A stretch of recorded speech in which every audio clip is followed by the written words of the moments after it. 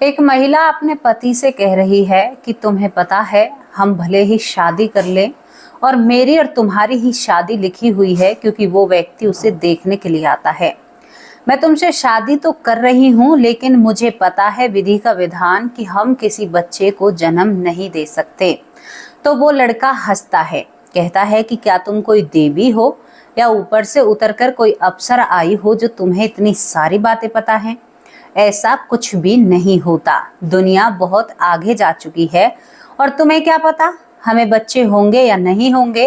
अब इसी शक के आधार पर वो पति पूरी जांच कराता है अपनी और अपनी पत्नी की, जो पत्नी बनने वाली है। क्योंकि इस महिला को पता था या इस लड़की को पता था कि जिससे मेरी शादी हो रही है, इसी से मेरी शादी होनी तय है। आज के युग में ऐसे लोग कहाँ पर मिलते हैं जिन्हें सब कुछ पहले से ही पता था। इस लड़की को बचपन से ही पता था और बचपन से ही ये कहती है कि मैं बहुत जन्मों से सब कुछ भोगती आ रही हूँ और मैं इस जन्म में भी निसंतान रहूंगी और मेरी शादी जिससे होगी उसे भी ये दुख मेरे साथ भुगतना होगा और कई जन्मों से हम दोनों पति पत्नी बनते आ रहे हैं। जब इतनी सारी बातें करती है, जब इन दोनों के बॉडी चेकअप होते हैं तो सब नॉर्मल आता है और ये लड़का हंसने लगता है कि तुम किसी ने बहका दिया है, तुम्हें ऐसा कुछ भी नहीं होगा। लेकिन दोस्तों, जब धीरे धीरे शादी के बाद वक्त निकलता है तो सच में ही ये महिला गर्भवती होती ही नहीं है। कई बार ये बच्चे मतलब कि कई बार कोशिश करते हैं, दवाइयां भी लेते हैं, कोई कमी इनके शरीर में नहीं निकलती है। आखिरकार इस लड़की को कैसे पता था कि मैं मां नहीं बनूंगी, जीवन भर मां नहीं बनूंगी, और सच में ही आज तक भी ये मां नहीं है। तो क्या ऐसा हो सकता है? किसी को पहले ही कैसे आभास हो सकता है कि उसके साथ जिंदगी में ऐसा होगा? अगर ऐसा सबको आभास हो जाए तो जिंदगी बहुत अच्छी चलती है। ये पुनर्जन्म से जुड़ी हुई एक घटना है और ये घटना हमें सबक सिखाती है कि बुरे कर्मों का नतीजा क्या होता है।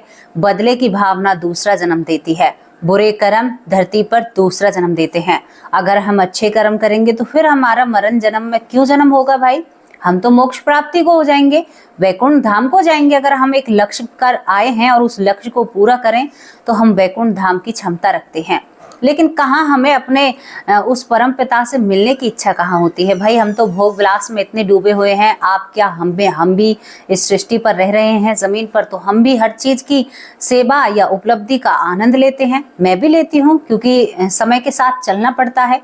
लेकिन दोस्तों, सच्चाई तो यही है कि हम इतने भोग विलासों में डूब जाते हैं कि जिस लक्ष्य से हम आते हैं उस लक्ष्य को पूरा नहीं करते। दूसरी बात, हमारे कर्म कभी इतने बिगड़ जाते हैं कि शायद 10 बार जन्म लेना पड़ता है, तब भी वो कर्म नहीं सुधरते हैं। आज वही उन्हीं लोगों की कहानी बताऊंगी जिस महिला को, जिस लड़की को, आज उन्हें हम महिला ही कहेंगे, उन्हें अपने बीते कई कर्म याद थे, कई कर्म और कई जन्म याद थे। और कर्म क्या थे? आपकी आंखों में आंसू आ जाएंगे। तो चलिए दोस्तों, आप सभी को लेकर चलते हैं एक बहुत घने जंगल में, जहां पर एक कबीला रहता है। बहुत पुराने वक्त की बात थी, जब राजा और महाराजा भारत में राज किया करते थे। तो उस समय कुछ कबीले जंगलों में रहा करते थे, जिनकी एक अलग दुनिया होती है। इस कबीले में 2 पति पत्नी होते हैं। पति का नाम यहाँ पर घोरा होता है, घोरा, और पत्नी का नाम धोरा होता है। कबीले की परंपरा से इनकी शादी होती है। अब यहाँ पर अपनी जिंदगी जीते हैं, दोनों पति पत्नी एक साथ जीते हैं। इनके कई बच्चे होते हैं। बच्चे होने के बाद अब दोस्तों, इनका क्या काम था? जंगल से ये पंछियों के जो अंडे होते हैं, उन्हें, जैसे उल्लू का अंडा, और बाहर शहर में आकर बेचा करते थे। क्योंकि जिस जमाने की मैं आप लोगों से बात कर रही हूँ, उस जमाने में जादू टोना और ऐसी चीजों को बहुत महत्व दिया करते थे। तो इन कबीले वालों से मांग की जाया करती थी कि भाई हमें उल्लू का अंडा चाहिए, हमें फलाने पंछी का अंडा चाहिए। यहाँ पर ये सांप भी बेचा करते थे। सांप के बच्चे, सांपों को पकड़ना, उन्हें बेचना, उन्हें लोगों को देना। यहाँ पर ये जानवरों के साथ भी बर्बरता किया करते थे। मतलब सभी चीजें विरुद्ध थी। सब चीजों की उपलब्धि होते हुए भी ये ऐसे काम को कर रहे थे। एक पंछी या उल्लू हो या कोई भी हो, जब अंडा देता है तो उसका बच्चा ही। उन अंडों को भी ये बेच दिया करते थे पैसों के लालच में, और इस तरह से अपने परिवार को चलाते हैं। घोरा और धोरा दोनों ही बहुत माहिर होते हैं। पूरे कबीले में ये नंबर 1 पर रहते हैं और सबसे ज्यादा महीने में ये अंडे बेचने वाले, यानी आप सोच कर देखिए, ढूंढ ढूंढ कर ये जादू टोने के लिए उन अंडों को शहर में यानी कबीले से बाहर निकलकर, जंगल से बाहर निकलकर बेचा करते थे। तो यहाँ पर एक बहुत बड़ा पाप बन जाता है। किसी माँ के बच्चे को छीनना घोर पाप है और घोर अन्याय है। जिस तरह से धोरा और धौरा के बच्चे दोनों के थे, घोरा और धौरा के, क्या इनके बच्चे मायने थे तो क्या उन पंछियों के बच्चे मायने नहीं रखते हैं? दोस्तों, हमारी जो करनी है उसका फल हमें घूम फिर कर मिल जाता है। अब यहाँ पर हम ये कहानी देखते हैं। इस कहानी में बुजुर्ग होते तक भी यही काम करते हैं। मांस, मछली, मदिरा, ये सब कुछ इनकी एक आम जिंदगी थी। भगवान से कोई वास्ता नहीं था।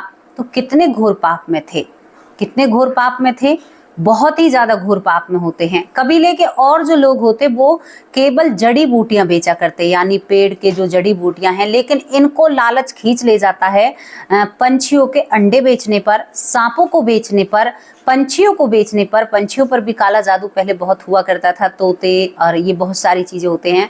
और पूरे कबीले की परंपरा, क्योंकि आप लोग सवाल खड़े करेंगे भाई पूरे कबीले को भी ये दंड मिलना चाहिए था, लेकिन घोरा और धौरा ही ये काम किया करते थे। बाकी जो सभी लोग होते हैं वो केवल जड़ी बूटी बेचकर अपना गुजारा करते हैं और उन जड़ी बूटियों से ही अपने घर का लालन पालन करते हैं। तो वो एक पुण्य का काम कर रहे थे, लेकिन घोरा और धौरा बहुत पाप कमा रहे होते हैं। बुढ़ापे में ये दोनों इस दुनिया से चल बसते हैं। चल बसने के बाद दोस्तों यहाँ पर इनके कई जन्म होते हैं। कई जन्मों तक ये निसंतान होते हैं। अंग्रेजों का, मुगलों का कई राज निकल जाते हैं और यहाँ पर इनके जन्म पर जन्म होते जाते हैं। अब आप लोग सोचेंगे कि आपको कैसे पता इन सारी बातों के बारे में, तो मैं आपको बताती हूँ कि राजश्री जी जो आज भी जीवित हैं, उन्होंने इन सारी बातों का पर्दाफाश किया। उन्होंने इस सारी बातें हमें बताई। यहाँ पर मुंबई की एक बस्ती में राजश्री का जन्म होता है। मुंबई के एक बस्ती में ये जन्म लेती है, ऐसी जगह पर जहां पर शायद आप लोगों ने बस्तियां देखी हो, तो उन बस्तियों में शायद जगह कम और लोग ज्यादा रहते हैं। ऐसी बस्ती में ये जन्म लेती है। जन्म लेने के बाद इसकी किस्मत इतनी अच्छी होती है कि वो परिवार इतना अच्छा खासा, उसके पिता का बिजनेस चलता है यहाँ पर पाव भाजी का, और ये निकलकर एक अपना घर ले लेते हैं। राजश्री धीरे धीरे बताती हैं कि मैं बड़ी होती हूँ। जब मैं जन्म के बाद मुझे पंछियों की चहचहाट बिना बोले ही सुना करती, और शायद मुझे पंछियों की आवाजें भी सुना करती, और मुझे कोई कान में आकर ऐसे सरसराहा करता और ऐसा लगता था कि बार बार पंछी मेरे कान के पास से उड़कर जा रहे हैं। कभी मैं बच्चों के लिए अपने आप को रोता हुआ देखती हूँ, कभी मैं संतान के लिए तड़प रही हूँ। मैं और मेरे पति कुछ ऐसे ख्वाब या सपने इसको दिखाई देते हैं जो यहाँ पर इस जन्म में राजश्री होती है। राजश्री बताती हैं कि इसी तरह से मैं सब कुछ देखती रहती हूँ। धीरे धीरे जब मैं बड़ी होती हूँ तो मुझे ये सब बातें सताने लगती हैं बहुत ज्यादा।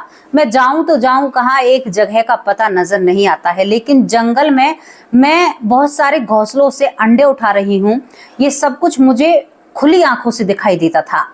यानी कि मैं सब कुछ अपनी खुली आंखों से देख रही थी। और कबीले वाले इनको धमकाया भी करते थे कि देखो तुम्हें इस बात का पाप मिलेगा, हम प्रकृति के साथ खिलवाड़ नहीं कर सकते, हम एक वैद्य की उपाधि में आते हैं, हम लोगों को जड़ी बूटियां देते हैं, तुम जो पति पत्नी कर रहे हो पैसे के लालच में वो गलत कर रहे हो। तो यहाँ पर जो राजश्री होती है उसे सपने में ये वार्निंग भी मिलती रहती है, और खुली आंखों से भी उसे एक व्यक्ति नजर आता है। वो कहता है कि तुम्हें बहुत जन्मों तक भुगतना पड़ेगा, बहुत कुछ सहन करना पड़ेगा। यही सब कुछ देखते देखते उसे जब वो करीबन 8-9 साल की होती है, 9 साल की उम्र में उसे सब कुछ बीता हुआ पल ज्ञात आ जाता है। वो जाने कितने जन्मों से पीछे अपने पति को देखती है। कई जन्म जो निकले थे, जो अंग्रेजों के शासन काल में जहां पर वो बच्चों के लिए तड़पी थी, आप सोच कर देखिए कई जन्मों से वो बिना संतान के अपनी उम्र काटती है और इस दुनिया से चली जाती है। अब राजश्री को ये समझ में नहीं आ रहा था कि इस जन्म में वो अमीर किस वजह से हुए थे। अब इसके बाद राशि जवान हो जाती है, पूरी सच्चाई अपने घर वालों के सामने रखती है कि माँ मैं किसी से भी शादी करूंगी क्योंकि मेरा पति ही आएगा जिसने उस जन्म में मेरे साथ ऐसा सब कुछ किया है, वही मुझसे शादी करने को आएगा क्योंकि ये मेरा एक विश्वास है। अब यहाँ पर इसकी चौखट पर एक रिश्ता आता है। इसने कहा था कि मैं अपने बीते जन्मों की सारी बातों को उनको बताना चाहती हूँ, तो इसी शर्त पर मेरा रिश्ता आगे चलेगा। अब यहाँ पर वो रिश्ता आता है। रिश्ते में दोनों आमने सामने बैठ जाते हैं। मुंबई जैसा शहर था, वहां पर सब लोग खुले ख्यालात के होते हैं। तो राशि कहती है कि मुझे आपसे कुछ बातें करनी है। तो वो कहता है कि हाँ जी बिल्कुल आप मुझसे बात कर सकती हैं। दोनों एक तरफ जाकर बात करते हैं। राशि कहती है कि देखो मैं तुमसे शादी तो कर लूंगी लेकिन मैं कभी माँ नहीं बन सकती। अब इस बात को सुनकर ये लड़का, इसको धक्का सा लगता है क्योंकि राशि बहुत खूबसूरत थी और बहुत ही सुंदर थी और इस लड़के ने देखते ही सोच लिया था कि मैं इसी को अपनी पत्नी बनाऊंगा। क्योंकि संजोग चल रहा था ना, वो हंसने लगता है कि क्यों, आप में कोई कमी है क्या, आपने कोई टेस्ट कराए हैं, मुझे दिखाइए रिपोर्ट, क्योंकि ये लड़का पढ़ा लिखा था। वो कहती है कि नहीं, ऐसे मुझ में कोई कमी नहीं है। अब वो अपने बीते जन्म की बातें याद करने लगती है और उसको सारी बातें बताती है कि तुम इतने जन्मों पहले तुम्हारा नाम घोरा था। अब वो कहता है कि क्या तुम पागल हो, तुम 21वीं सदी में इन बातों को कर रही हो। मैं इन बातों को बिल्कुल नहीं मानता और मैंने तुम्हें अपनी पत्नी के रूप में चुन लिया है क्योंकि मुझे तुम बहुत पसंद हो। तो राजश्री कहती है कि मुझे पता है तुम ही मुझे चुनोगे, तुम ही मेरे वो पति हो। वो हंसने लगता है, कहता है कि झल्ली है, बावली है, जैसी भी है, लेकिन मेरी पत्नी है तू। आज से मैंने तुम्हें अपनी पत्नी माना। अब यहाँ पर जो राजश्री का पति बनने वाला है वो आज इसके घर पर दोबारा आता है। रिश्ता पक्का हो जाता है। वो कहता है कि चलो मेरे साथ। वो कहती है कि कहाँ? बोलो मैं डॉक्टर के पास तुम्हें और अपने चेकअप कराता हूँ। एक अच्छी सी डॉक्टरनी के पास जाता है क्योंकि ये भी नौकरी में लग रहा था। यहाँ पर ये अपना चेकअप कराते हैं। जब ये अपना चेकअप कराते हैं तो डॉक्टरनी कहती है कि आप दोनों स्वस्थ हो, मस्त हो, आप खूब संतान को जन्म दे सकते हो, कोई परेशानी ही नहीं है। लेकिन राजश्री यहाँ पर भी ये कहती है कि देख लो भाई, मैं नहीं कह सकती, पीछे मुझे दोष मत देना। तो ये लड़का बिल्कुल नहीं मानता है। धूमधाम से ये दोनों जने शादी कर लेते हैं। दोस्तों ये दोनों जने जब शादी करते हैं, शादी के बाद सास की उम्मीदें भी होती हैं। धीरे धीरे वक्त निकलता है। राशि का पति उस पर अपनी जान छिड़कता है। प्यार था, प्रेम था, आगे जिंदगी चल रही थी। इसके बाद 2 साल शादी को निकल जाते हैं लेकिन ये किसी बच्चे को जन्म नहीं देते हैं। कोई भी परेशानी नहीं थी। 3 साल निकल जाते हैं। सास अब ताहने देने लगी थी। 4 साल भी निकल जाते हैं। सास अब परेशान होकर हॉस्पिटलों के चक्कर काटने लगी थी। बार बार कहती है कि तुम्हें छोड़कर मैं अपने बेटे की दूसरी शादी करूंगी, तुम किसी बच्चे को जन्म नहीं दे रही हो। तो वो कह देती है यहाँ पर जो राशि होती है कि मैंने आपके बेटे से पहले ही कह दिया था। यहाँ पर कहीं ना कहीं ये भी सोच में पड़ जाता है। ये कहता है कि हाँ, मुझे सपने तो दिखाई देते हैं कि मैं पंछियों को पकड़ रहा हूँ, मैं सांपों को पकड़ रहा हूँ, लेकिन क्या ये मेरे जीवन काल से जुड़ी हुई बातें हैं? दोस्तों यहाँ पर इंतजार करते करते 10 साल निकल जाते हैं और 10 साल में जो राजश्री की सास होती है वो चल बसती है। इंतजार करते करते उनको एक दिन सीने में दर्द होता है और वो इस दुनिया से चली जाती हैं। राजश्री की सास का इकलौता बेटा था जो राजश्री का पति बनता है। अब यहाँ पर धीरे धीरे जिंदगी निकलती है। ये कहती है कि कहीं इलाज कराने का कोई फायदा नहीं है, मैं माँ बन ही नहीं सकती, ये हमारे कर्मों का दंड है जो हमें भुगतना पड़ेगा। शादी को 25 साल निकल जाते हैं। 25 साल तक भी ये पति पत्नी यहाँ पर ये मां नहीं बनती है। 30 साल निकल जाते हैं। 30 साल तक इन दोनों ने समझ लिया था कि भाई हाँ, हमारी कमी है और हमने जो किया है वो हमें भोगना पड़ेगा। बच्चों को देखकर ये बहुत ही खुश हो जाया करते, दूसरे के बच्चों को देखकर खिलाने की इच्छा, खिलाने की। और एक और बात थी, जब राजश्री किसी के बच्चे को गोद में लिया करती थी तो वो बच्चा रोने लगता था, बीमार हो जाता था। ये सबसे बड़ा ऐसा पॉइंट था कि लोग इनसे बच्चों को दूर रखा करते थे। राजश्री अपने आप को अकेला और असहाय महसूस करती है। पति पत्नी की इस उदासी को देख नहीं पाता है। अब पति कहता है कि हम विधि के विधान को बदल सकते हैं। आज तो मॉडल जमाना है, हम एक बच्चे को गोद ले सकते हैं। दोस्तों यहाँ पर पत्नी भी सोचती है कि हाँ, ऐसा तो हो सकता है। अब एक अनाथ आश्रम जाते हैं, मुंबई के अनाथ आश्रम। बहुत बच्चे मिलते हैं, आप जाकर देखो, बच्चे भरे पड़े हैं। जनता ऐसा कुछ कर रखा है कि बच्चों का जीवन खराब है। अब वहां से ये एक बच्चा गोद लेते हैं। दोस्तों एक बच्चा गोद लेते हैं, गोद लिए हुए बच्चे को ये पाल पोस कर बड़ा कर रहे थे और उसके साथ ये 2 ही साल रह पाते हैं। 2020 में जो कोरोना आता है, कोरोना से इनका बेटा इस दुनिया से चला जाता है, जो गोद लिया हुआ बेटा था। सुख नहीं है ना, बच्चे का सुख ले ही नहीं सकते, विधि के विधान को बदल ही नहीं सकते। उसके बाद भी बुरा तब होता है 2023 में राशि के पति एक्सीडेंट से इस दुनिया से चले जाते हैं। राशि के माँ बाप इस दुनिया में नहीं है, राशि का एक भाई है और राशि अब अकेले अपनी जिंदगी काटती है। राशि बताती हैं कि मैंने जीवन, उनके कई इंटरव्यू हैं, वो कहती हैं कि ज़्यादा मैं लोगों के सामने आना पसंद नहीं करती, लेकिन मैं जन्मों का चक्र बताती हूँ। और वो बताती हैं कि जो मेरा जहाँ एक वैद पद्धति से, या जहाँ पर वो वैद थे, हम जहाँ पर जड़ी बूटियाँ बेचा करते थे, वहाँ पर मैं घाघरा टाइप और चोली टाइप कुछ ऐसा पहना करती थी कि बहुत अजीब पहनावा था, क्योंकि वो अब मुंबई में है ना। तो वो कहती थी कि मेरे ऐसे कपड़े थे और हम ऐसे काम किया करते थे, लेकिन हम पति पत्नी ने बहुत गलत किया और पता नहीं कितने जन्मों तक भोगना पड़ेगा, क्योंकि बहुत जन्म मुझे अपने याद हैं। सभी जन्मों में मैं बिना संतान के रही हूँ और ये जीवन भी मेरा बिना संतान के रहेगा, क्योंकि अब मैं कोई और बच्चा गोद भी नहीं ले सकती, क्योंकि मुझे डर लगता है कि कहीं मेरा बुरा साया, मेरी बुरी छाया उस बच्चे की जान को ना ले ले। राजश्री अपने भाई के घर भी नहीं जाती है, क्योंकि उसे डर लगता है कि उसके भाई के बच्चों को कुछ परेशानियां ना हो जाएं। ये सत्यता पर रखी हुई वो घटना है जिसे लोग स्वीकार करते हुए भी स्वीकार नहीं करते हैं। राजश्री से कहते हैं कि अकेलेपन का शिकार हो चुकी हैं, ऐसा कुछ भी नहीं है। राजश्री बताती हैं कि मैंने अपने पूरा जीवन खोल के समाज के सामने जब रखा तो लोग मुझे डिप्रेशन का शिकार बताते हैं। कहते हैं कि इसकी मानसिक हालत ठीक नहीं है, तभी ये ऐसी बातें करती है, लेकिन मेरी मानसिक हालत आज भी ठीक है और मैं अपने कर्मों का फल भोग रही हूँ। सोचती हूँ बुढ़ापे में क्या होगा। दोस्तों ये वो पुनर्जन्म की घटना है जहां पर एक पुनर्जन्म जिसका हुआ है वो बिल्कुल ही दुनिया से कट जाती है और आज वो अकेले जीवन बिताती है और कहती है कि मैं किसी बच्चे की तरफ देखती भी नहीं हूँ जी भर के भी, क्योंकि ये मुझे भोगना है। अगर आज मैंने दिल से नहीं भोगा तो शायद मुझे कितने जन्मों किडरना पड़ेगा। आज वो एक बहुत बड़ी पूजा आराधना, भगवान का नाम जप करती हैं और बताती हैं कि मैं प्रेमानंद महाराज को भी सुनती हूँ। दर्शन तो नहीं किए हैं, लेकिन वहीं बैठी बैठी सुनती हैं। ये सब कुछ वो बताती हैं, तो आपको कितना यकीन है और आप इस घटना के बारे में क्या कहना चाहोगे? उस राजश्री के बारे में क्या कहना चाहोगे जिन्होंने जाने कितने सालों पहले जो कुछ किया था उसका उन्हें इस जन्म में मिल रहा है? आपको वो कहानी याद है ना, भीष्म पितामह कृष्ण से कहते हैं, अपने युधिष्ठिर से कहते हैं कि हे यशोदा नंदन, मैंने 100 जन्मों तक देखा है कि मैंने कोई पाप तो नहीं किया है, फिर मुझे ये सैया क्यों मिली है? तो कृष्ण भगवान कहते हैं मुस्कुराते हुए कि 100 जन्म से और आगे बढ़ो भीष्म पितामह। जब उन्हें उनका पाप मिलता है तो आज उस चीज का सत्य मैं आप लोगों के सामने रख रही हूँ। काफी बहुत ही ज्यादा रोचक और एक सीख देने वाली घटना है। अगर आप इससे कुछ सीखना चाहते हैं तो बखूबी सीख सकते हैं। तो जीवों से प्रेम कीजिए, जीवों पर अपनी ममता निछावर कीजिए। जीवों के प्रति आपका जो व्यवहार है ना वो सही नहीं है, आपको वो जाने कहां से कहां पहुंचाएगा।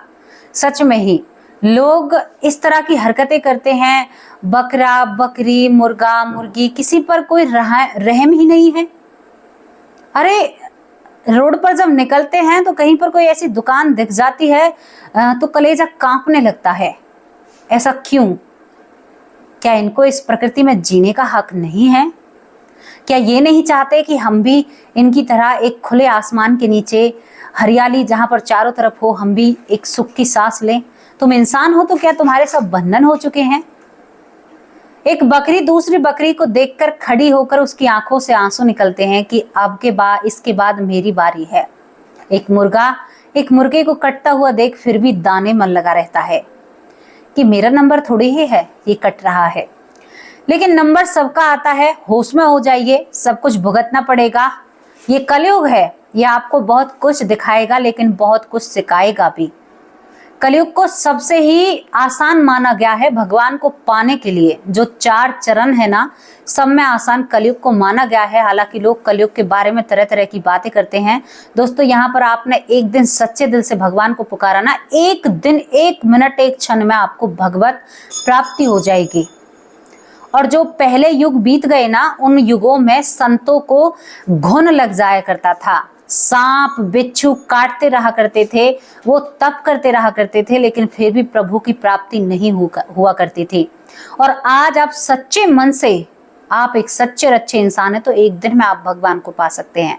ये कलयुग का प्रभाव है। आपने बुरी चीजें देखी, लेकिन क्या आपने अच्छी चीजें देखी हैं? तो यहाँ पर मेरी घटना, मेरी कहानी यहीं पर समाप्त होती है। अब मैं उन लोगों के नाम लेती हूँ जो लोग मेरी वीडियो पर कमेंट करते हैं।